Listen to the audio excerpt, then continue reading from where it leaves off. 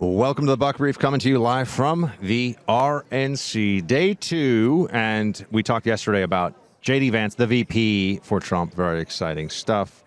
We're now looking, I think, at a really formidable ticket, top and bottom, which is fantastic news. We'll get into a little bit more of the politics around that, and then also the situation of the botched Secret Service security cordon and response and everything on Saturday. In fact, you know what? I want to start with that.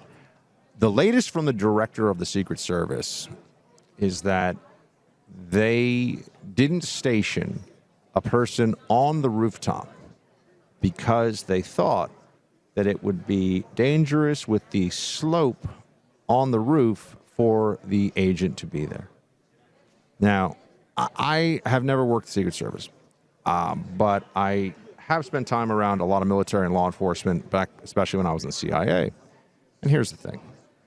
When it comes to preventing a possible assassination and even mass casualty incident from a shooter trying to conduct that assassination, the idea that you would, it is unfathomably stupid. It is unthinkably insane to think that you would not risk, a sprained ankle for an agent from a sloped roof because and not do enough to stop a shooter in that situation, or to stop the threat, rather, from being able to materialize as it did.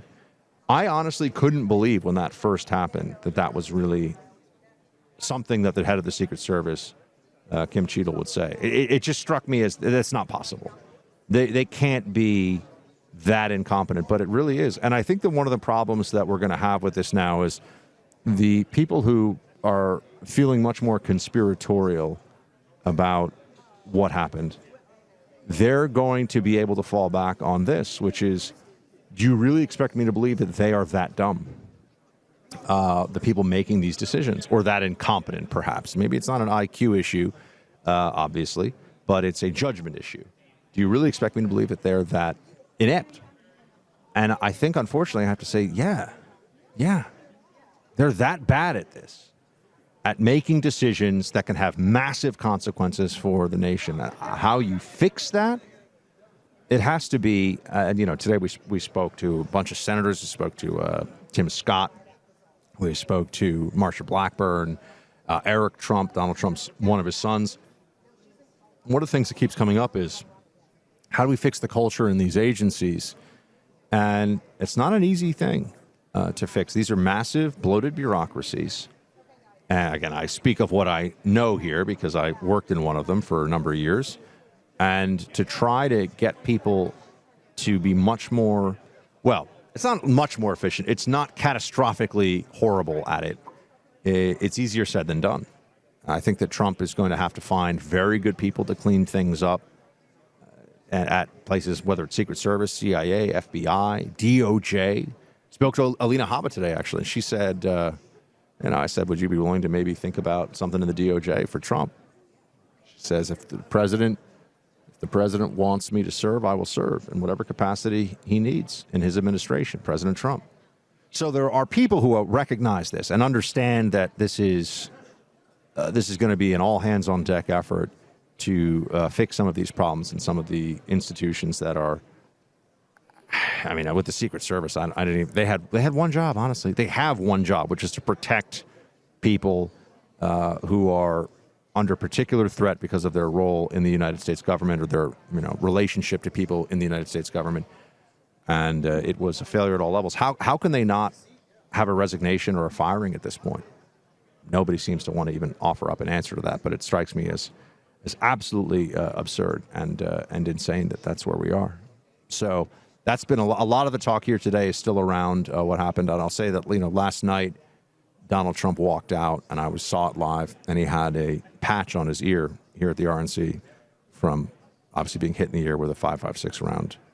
And to have his head shaved by a .556 round, I still can't believe that happened. I'm so thankful that he wasn't seriously hurt or killed. But as we know, there was somebody killed, and that person's life was precious, and that was an American and a patriot and a dad and a husband. And he was killed because of the security failure. Totally unacceptable.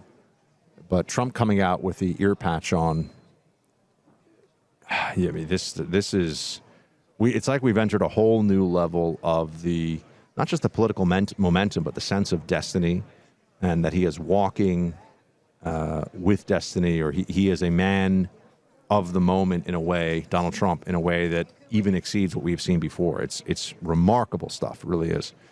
And I will talk to you about something else, Morning Joe, in a second. But first up, since the start of the Swords of Iron War in Israel on October 7th, we've seen death and destruction in the Holy Land. For more than 40 years, the International Fellowship of Christians and Jews has been on the ground in Israel, and within hours of the war starting and every day since, they've been feeding the hungry and protecting the vulnerable.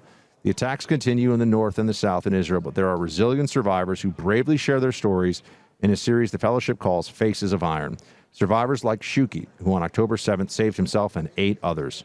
Christians like you support Israel through the International Fellowship of Christians and Jews. It's this support that helps these survivors remain steadfast and strong.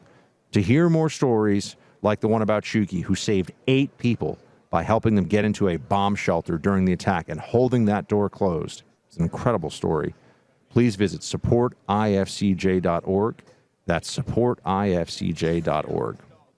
Now, just for a little bit of levity, Morning Joe was back on the air this morning. Mika and Joe. And the story is that they may have threatened to resign if they weren't allowed back on, which I have to tell you, that is the only move. You can't have a news show where your news director effectively tells you that you cannot be trusted to go on the air to talk about this, and the guests that you bring on a regular basis are so insane that we will not allow you to cover what is among the biggest news stories in recent memory, for sure, which is an attempted assassination, a very close call, attempted assassination of a president. And I got to say, this goes to so much, though, which is that MSNBC, CNN, they're here, they have their TV crews and stuff. I saw them yesterday at the main arena, the main event. And MSNBC and CNN have just been feeding their audiences garbage for years. They have been lying. They don't actually believe the things they say about Donald Trump at all. And they continue to just promote this garbage, knowing that they are feeding their audiences a pile of nonsense. And it's because, unfortunately, once you've told people that trust you to help them interpret events and reality, and let's be honest, that's what news commentary really is, right? It's a relaying of information, but it's also contextualizing, analyzing, and presenting information in a way to give it some meaning. Once you've told somebody that you don't like somebody in politics because they're basically Hitler, how do you walk back from that? How do you calm that stuff down? How do you change that? And they can't. And that's really the fundamental issue. That's really the primary. So now what are they going to say? Yeah, Donald Trump's bad. I guess he's going to win the election. You know what's going to happen when Donald Trump wins this election? The country's not going to end. The country's going to be better. Economy's going to be better. Border's going to be better. Law enforcement's going to be better. I'm not saying it's going to be perfect. We're going to have a lot of problems still. I'm not delusional. I get it. But things are going to be moving in the right direction. The decisions that can be made that are important will be made intelligently at the top level of government. So things will be better. And the country's obviously not going to end because things have been getting better. And what you see with all that is, of course, they've been lying then, right? The end of democracy, they say. They can't be serious about that. They can't mean that. They've been saying it, though. It's really reckless. It's really irresponsible. It's grotesque, actually. And I just think that it's important we all remember that. So, with that, my friends, Buck Sexton here, in case you didn't know. you already know that one. Sorry. Just looking at my notes for a second.